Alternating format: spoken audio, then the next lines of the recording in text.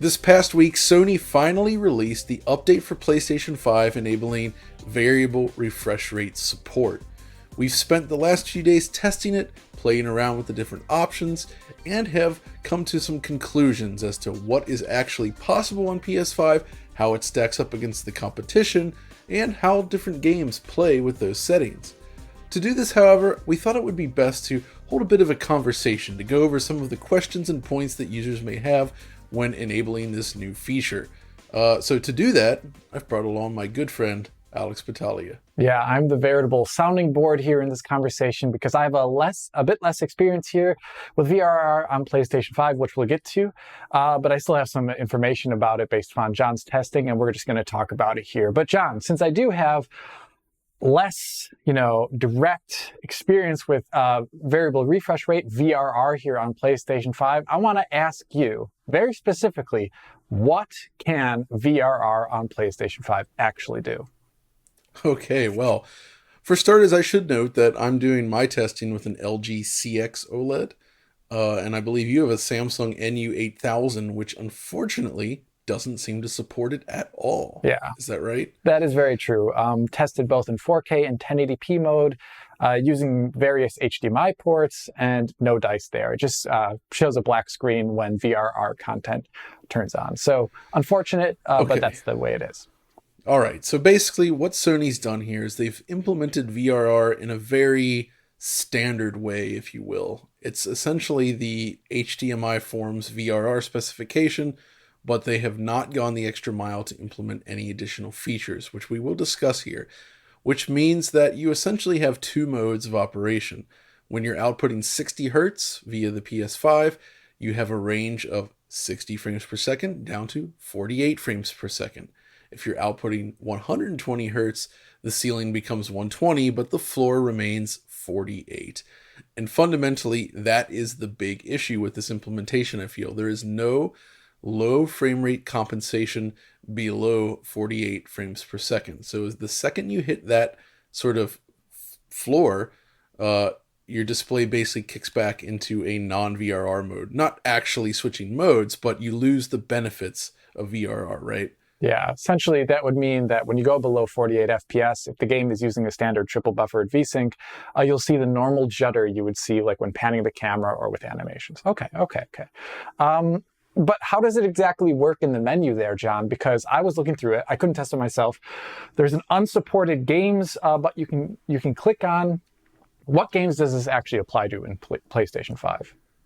So this was also another point of confusion. I think people have kind of figured it out now, but the idea is simple. Games can be patched with specific VRR features, and these games have access to essentially flag the VRR feature, enabling those extra options for the players using such a display. But then there's also the unsupported games option, which is similar to the boost mode toggle on PS4 Professional, if you remember that. Yes, of course. Sort of like a safety switch where it's like you can enable this on everything you want, but if it has a problem, don't come crying to us. Is kind of how it feels. But so it does actually do exactly as it says. If you enable the unsupported game option, VRR will essentially become forced for most PlayStation 5 software. I tested like 20, 30 something random games, and in my experience, every single one of them worked except for Gran Turismo 7, which would not initiate the VRR mode. That's a game that would benefit, however, since it does have some performance issues in those rainy areas, so perhaps they will add it in via a patch. I've also heard that for Horizon Forbidden West, not Verizon, doesn't work. I haven't had that one. I didn't test that one because I don't have it installed currently after finishing it, so because it does take up a decent amount of space. Now, the other thing is that it doesn't support PlayStation 4 games, right? Okay, so the reason for that could be many. It's hard to guess. Yeah. But this kind of brings us into the necessary part of VRR. Do you need it? Do you not? For a lot of PlayStation 4 games that are now running in backwards compatibility on PlayStation 5, they actually, most of the time, won't need VRR to compensate for lower frame rate. because, the PlayStation 5 brute forces that up with its backwards compatibility plus kind of option there. And we'll get games to 60 FPS usually, or 30 FPS if they're having trouble there.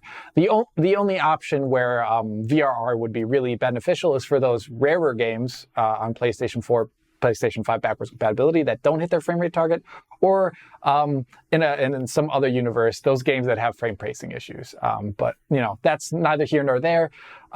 John, your experience, you have a much greater experience here with this VRR in general, especially on the Series X consoles. What areas and what games do you see VRR as necessary for? So I am coming at this from a perspective. I use it on my PC, on the Xbox, and now PlayStation 5. And I feel that on the console side, there are some things to consider here. First of all, the two reasons you'd want to use VR at all, and the entire point is to smooth out frame times, so you get like a smooth, even sort of appearance, even when the frame rate itself is fluctuating, right? It's synchronizing the frame rate directly with the display. That's the key there. So you would want to use it in games that have, say, performance issues. So if your game is, say, targeting 60 frames per second and it regularly fails to hit 60 frames per second, VRR is designed to smooth that out, and it works. This is why I was so adamant about playing Elden Ring on the Xbox Series X, because the frame rate is, it can, even in performance mode, it goes between 30 and 60. I mean, it really is extremely variable, and VRR basically makes it look much, much smoother as a result, right? So that's one instance you'd want to use it. Secondly, there's games that have specific patches or VRR support that allow the frame rate to become unlocked. We already saw this on Xbox with, say, Dying Light 2. We saw it with Flight Simulator, and we see it with several releases that have been updated on PlayStation 5 as well. And the idea is you get rid of that 60 FPS cap, you allow the frame rate to go as high as it can. And in games that had a very stable 60 frames per second, this actually makes a lot of sense, because to maintain such a stable 60, you do need a lot of overhead, which means that the frame rate could go anywhere from like right above 60 up to 120. And that's something we'll talk about shortly. So those are kind of the main reasons you'd want to use it. But I don't always recommend leaving it enabled by default for everything, because there are some drawbacks. First of all, in the LCD world, and this is sort of a very widespread problem, but it's variable based on the display.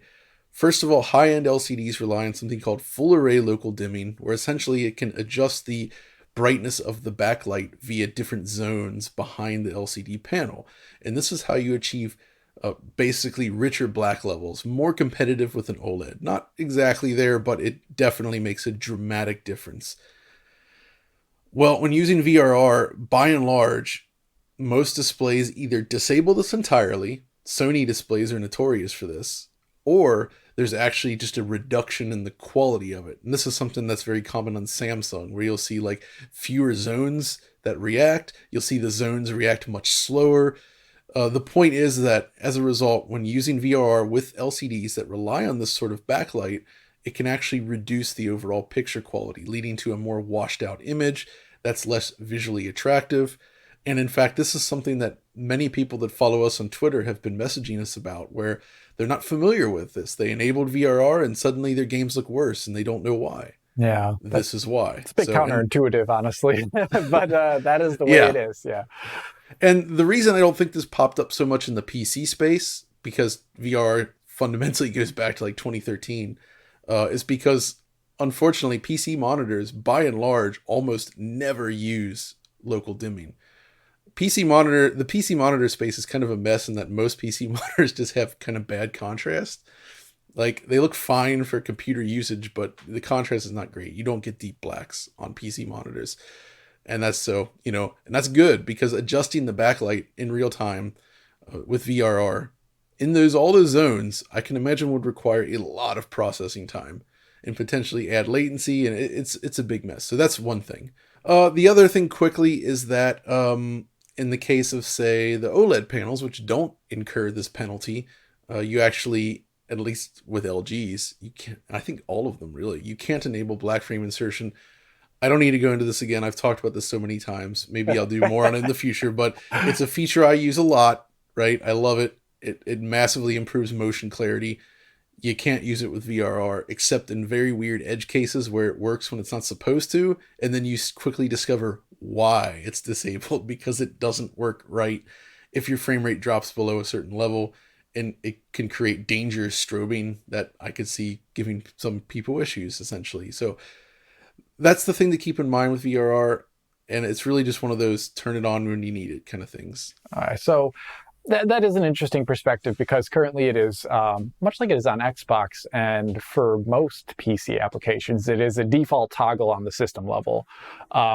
So it feels like something that could perhaps make this better of a VRR implementation would be to have profiles per game to turn on VRR. So you're not constantly switching in the menu, for example. Okay. One little other side benefit from VRR that I have marked here, but this doesn't apply to many people, I think. But if you're playing like a competitive game all the time, like say like a game targeting 120 FPS on the PlayStation 5, it could be beneficial to turn on VRR if you don't care about some of these image quality concerns that John was talking about, because VRR will generally just decrease input latency. So it can help you in your competitive shooters, for example, a little bit. But that's not the common use case. It's usually about smoothing out those under 60 or variable 120 FPS situations. Okay. So yeah, you tried it out in a heck of a lot of games here. Some of them that needed it more than others, and some also that have specific patches to unlock VRR modes, as they're called. So let's start with the big named games here, ones that we've praised quite a lot on the channel. This is Insomniac's Ratchet and Clank Rifts Apart and the two Spider-Man games. John, how were they Spider-Mans. Spider-Mans. The Spider-Mans. How were they, John, in VRR? So far and away, this is probably the best example of how to implement VRR in a game, I would say. And all three of them, I mean, this is something Insomniac was already really great with, pushing the different display technologies. They were the first and only to introduce a dedicated 40 hertz mode, which would be beneficial for everyone, by the way, no matter the platform. And I hope we see that more often. It's also beneficial on the Steam Deck. Yeah, it is, man. So essentially, these three games actually received actual updates that, when connected to VRR displays, they remove the cap in all modes. But there is actually sort of a caveat here to mention. So in the performance mode, performance and performance RT, those remove the 60 cap and allow the game to sort of run free. So it's a free range game now, which is great. You have your frame rate all the way up to 120 in very empty sequences, and it typically stays above 70 most of the time, but there are small edge cases where you can actually dip that much lower, and it's usually like positioning the camera in a spot that the game doesn't necessarily expect, and this actually reveals the lack of low frame rate compensation in these two modes, where if it manages to dip below 48 frames per second, you actually see some judder return. And this is key because in the fidelity mode, which the previously would target 40 frames per second, that is actually still unlocked. But Insomniac is doing their own low frame rate compensation in this mode. So essentially, they're not doing that in the performance modes, but they do this in the the fidelity modes. So essentially, what this is allowing to get any sort of low frame rate compensation, which usually involves doubling or tripling the frames within the 120 hertz container. It seems that developers have to implement this in their games specifically. This is not a system-wide feature, as it is on other VR platforms, essentially. So that, I think, beyond the benefits, I think this is why we're seeing patches as a way to go. And I expect that patched games, if they're if they're regularly below 48, which, that's not great to begin with, but, if they are, it is feasible to overcome this on a software level. Yeah, with a custom LFC, it sounds like, which is curious because that's really awesome. Insomniac, they've been at the forefront, I would say, of supporting display technologies, whether it's HDR, whether it is 40 FPS in a 120 hertz container. And here they went the extra mile and added in LFC for that 40 FPS, unlocked VRR mode, which is, 40 FPS already looks great. Imagine it with some of that headroom there, showing something like 43 to 50 or so. That looks really good, actually, in practice. Okay, so great looking stuff. Real quick, though, I do want to comment, because one of the things with VRR, you've probably seen filmed footage in this video, but one of the only ways to currently analyze the frame, and we're actually looking at other ways to really analyze this frame rate, because it is tricky, but the displays that TVs show to give you the VRR information are not always accurate, and they have limitations. Like, I think, like, for instance, some displays, when in 120 hertz mode, I found when it goes below 60 frames per second, it stops reporting it correctly, and you just end up seeing 119.18 hertz instead. So you think, oh, it's back to a fixed rate. Because normally, when it goes under 48, it actually just reports that fixed rate. But then you get judder. But because you're not getting judder in some of these cases, you can see that LFC is actually working, and it's really just, it's like, it just doesn't display it right. So what you see on those displays, like, we kind of have to look at it and understand what the game's doing to determine whether or not it's actually accurate in all cases.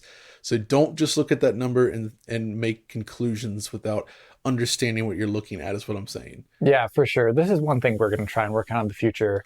It requires hardware support, but representing the VRR experience in one of our frame time graphs is going to take some time.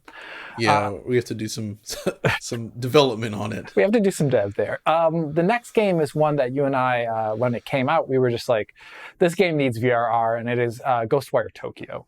For a variety of reasons, but most specifically because it had a number of just purely unlocked frame rate modes. So, John, what is VRR like here? It works. I mean, it's exactly as we suggested in the video. Those 120 hertz modes all immediately benefit. So if you have, we were wondering, why would you have high frame rate mode without VSync in a game like that, where it's nonstop screen tearing? Well, the answer is here, when you use it with VRR, the tearing is no longer present, and it just runs a lot better. So, but because it's not supported, if you're using the higher fidelity, lower frame rate modes that dip under 48, you do not get any sort of low frame rate compensation. And of course, the judder returns. So it's definitely a case where if you want to really use the benefits of it, use one of the high frame rate modes, and essentially make sure you're selecting one of the modes that is performant enough not to run into that pitfall. Yeah, and there's so many modes in that game, so definitely be careful what you're choosing there. This is a callback to the beginning of the current gen console generation. That would be Devil May Cry 5's next generation patch. Had some wobbly ray tracing modes at times, but also some modes targeting 120 FPS. That's pretty high resolutions. Didn't make it back in the day, a little bit, problematic, but VRR, that should fix it, right, John? Yes, so this is a really interesting one, because this is actually one of the weird games on Xbox that did not seem to support VRR correctly, and I'm not entirely sure why. Essentially, it just doesn't look smooth. So there's something clearly up with that version of the game. Well, for PS5, however, it's on the patch list. They have patched the game, it seems, and it works exactly as you'd hope. So essentially, I found that playing in the ray tracing mode, the performance ray tracing mode, with 120 hertz, nets you very solid performance that's usually above 60, and it just, it cleans up all the judder that you would get otherwise. But again, Capcom did not go the extra mile, so there is no low frame rate compensation. So if you use the high quality ray tracing mode, which does dip below 48 FPS, the second that occurs, your judder is returned. So, Judder City again. Another caveat. This game I don't actually have much contact with. Tales of Arise, a good performance mode back in the day, but the quality mode left quite a bit to be desired, depending upon what we were looking at in that landscape there in the game. So is it good here, or what is it like? Correct. So yeah, I have been playing Tales of Arise, and typically in performance mode, it was just a stable 60 FPS, but there were some dips. Occasionally, VRR cleans them up entirely. And because the frame rate is pretty much always above 48, it's just, it does exactly what you would want VRR to do, right? But of course, quality mode, there's no patch, no update for it. that does dip below 48 FPS, and without low frame rate compensation, your judder is back. So it's that mode is not useful. Whereas on Xbox, that would actually be feasible to use if you were okay with the lower frame rate. So Okay. yeah, that's another one. It's another one on the list, but I still think it's good that the performance mode is nice there. This game is the whipping boy as of late on DF for jokes, the butt of a couple jokes. Chaos. Stranger of Paradise, of course. That was an Oliver video covering that, I believe. Very imperfect PlayStation 5 and Xbox Series X versions of that game. Chaotic, even. Chaotic, you might describe. This surely is a good candidate for VRR, right? It is. Yeah. It is, yeah. It's not 100% perfect. I still noticed hiccups. It's hard to determine whether that's actually the frame rate or if it's something else, but I did find it to be much more pleasing just on my limited testing, because I recall there was specific areas where I had at a save point where you just run in one direction, you point the camera a certain way, and immediately the frame rate starts dropping and it feels bad. And I was like, oh, jeez. And VRR does clean that up. So it does seem much better. I don't remember how low it can go though, so it's tough to say if it can handle all situations. But in general, it does exactly what you would want. All right, so this is one of our games of the year last year, Deathloop. If I recall, we had like a 30 FPS mode with ray tracing there that had improper frame pacing. So this Correct. is not really what VR would cover on PlayStation 5. But the other mode that the game had, did they also patch it? What exactly is going on here? So they did patch it, and they have now allowed 120 hertz output. Nice. And uncapped frame rates. So you can now achieve much higher frame rates, which is interesting. And it does actually work, but it also highlights a problem with this game. Where it seems like when the frame rate is not at one of the fixed intervals, the camera movement doesn't look as smooth as it should. So there's an issue with the way they're doing their camera. So VRR is active. You'll see the frame rate adjust, and it's always above the LFC range. So it doesn't have to deal with that issue, but it doesn't look as smooth as you would like as a result of another problem. And this is something that's really plagued. I love Arcane's games so much, but it's been a problem because, Dishonored 2 also has problems on the consoles in terms of the way the camera is updated that doesn't look completely smooth. In neither case, it's not performance related. It's literally just something to do with the way they're interpolating the camera motion. And it's specifically bad in this case when it falls outside of one of the standard refresh rates. So between 60 and 120, you get this. Yeah, so this is something that happened on PC when it came out, and there was a lot of community outcry about it because variable refresh rate is so common on PC. A lot of people play up to 144 or 165, and it was a pretty big deal. But patches have helped alleviate the issue quite a bit. Definitely for controller movement specifically.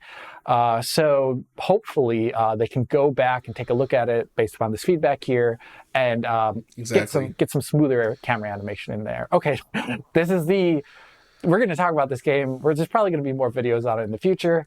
Elden Ring. It's bad on every platform excluding playing it in backwards compatibility, basically on PlayStation 5 using PlayStation 4 Pro version, or if you really are okay with VRR, you've been playing the Xbox Series X version. I know that.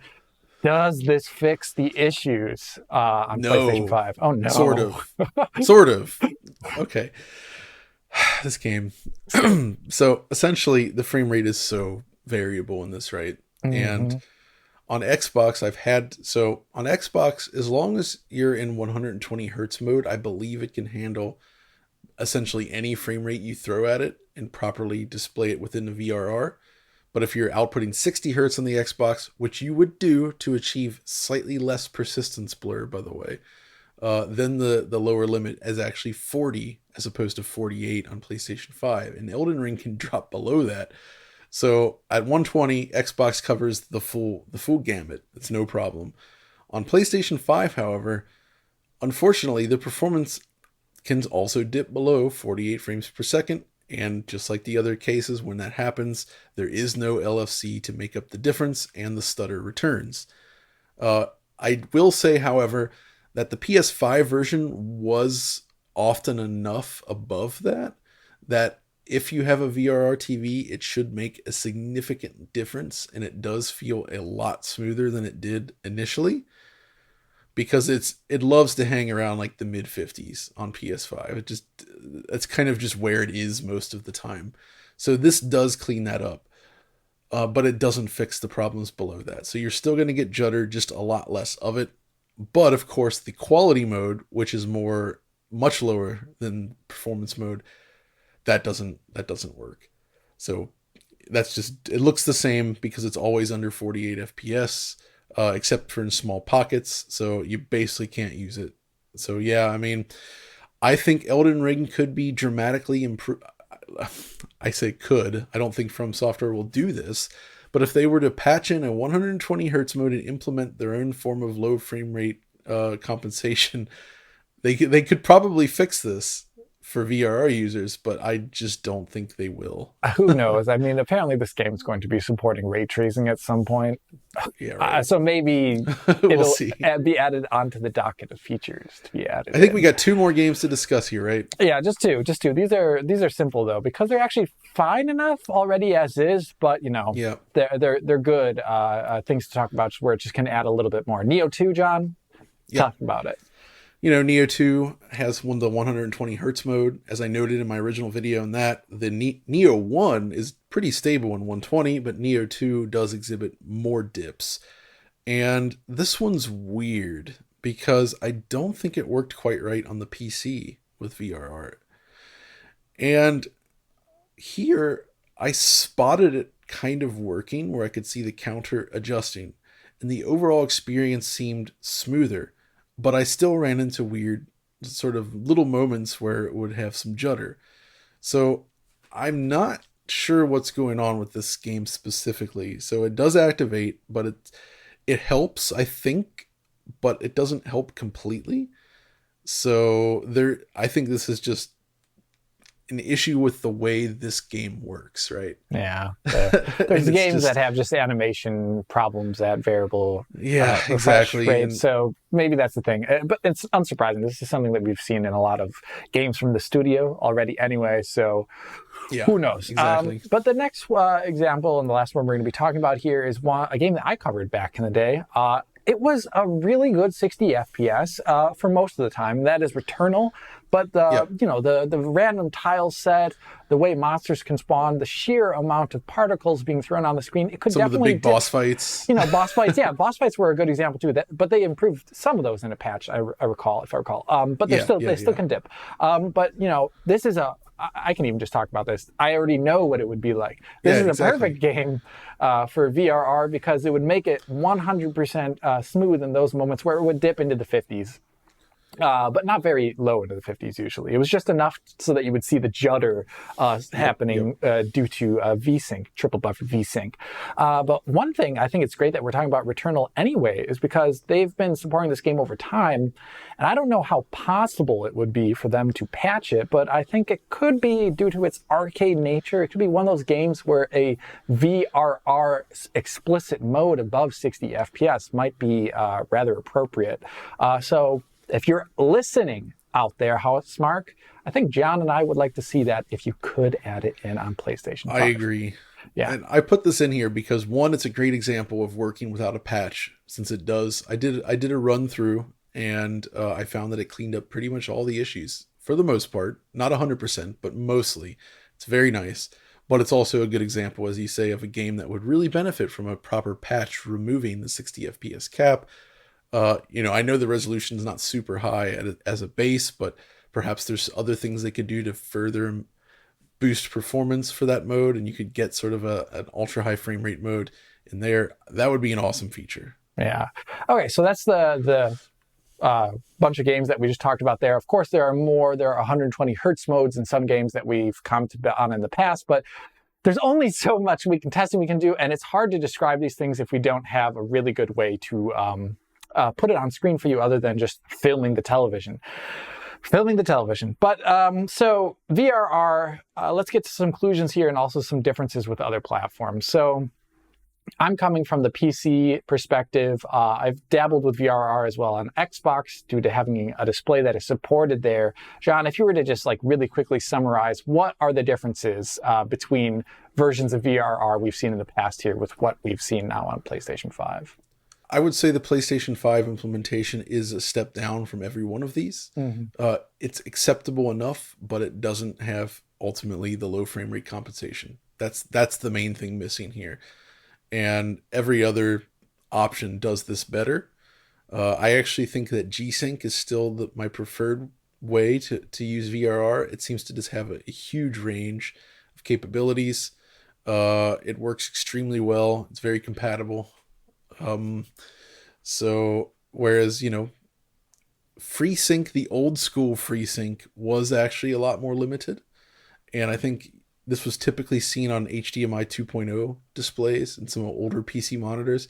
If you actually look at the FreeSync monitor database, like 90% of them have a range of 48 to 60 or 48 to 75. And that's it. My prior PC monitor was actually like that. It had a 48 to 75 hertz sort of hard limit there, which was interesting. But if you're using a modern FreeSync premium style display, anything with G-Sync, or even, actually, so the Xbox does support the HDMI standard for VRR, but it doesn't have any of these limitations. So it seems like it's about what they're doing on the system level in concert with the display technology that allows it to work as well as it does. And fundamentally, that's kind of the thing that's missing, is like PS5 just needs some way to do low frame rate compensation, but I'm not entirely sure that that's ever going to happen. Yeah, like, for example, like I couldn't use my screen with it. It would have been really nice to, because I've always really been a fan. We're going to work on it in the future, but it would be really great to play our content in VRR and be able to describe that to people. So I can't do that at the moment, but I'll be updating my set soon enough. I guess the one thing we would probably really like for the PlayStation 5 implementation in the future is system-wide LFC support, and not have it be. I mean, we have great developers out there like Insomniac who will add it in specifically for a mode, but we can't always rely on that, and that's why it's really great. It would be really nice to see system-wide low frame rate compensation. We talked about profiles specific for games would also be a nice thing. That applies also to Xbox side of things as far as I see it. And I guess the last one is, John, you have a bugbear, right? About VRR in general. Yeah. Well, it's more like I'll say it here as well. I'm going to keep saying it. The auto low latency mode, when Sony pushed the firmware that allows this, they started to force auto low latency mode. The idea is it switches your TV to the low latency game mode automatically. Problem is, you don't always want that because it disables features like black frame insertion again on many displays. And in some cases, like if you're using like an LG C1 or a C2, there's no way to actually turn it off. At least in the CX, you can turn that off on the input, even though it's kind of a hassle. But we need a toggle in the system menu, just like VRR. Xbox does this. It has the ALLM option right above the VRR or below, somewhere in there. It's in the same menu. That's it. Like, that should be an option, and I really hope that they listen to this feedback and do implement that in the future. All right. Because it is a key thing that's missing. It's not great. All right. Well, any other concluding thoughts here, John? Ultimately, I mean, I think, after spending several days with it, my takeaway is that it's a good feature.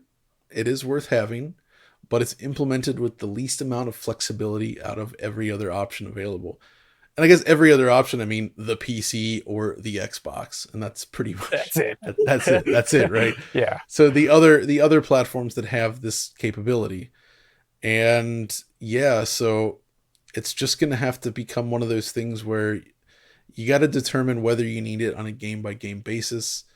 It usually makes sense in games that have issues, but there's still limitations. Like we said, Elden Ring, it doesn't fully work with it because it can dip below a certain threshold, but it smooths out a lot of the experience. So it's still a better option there.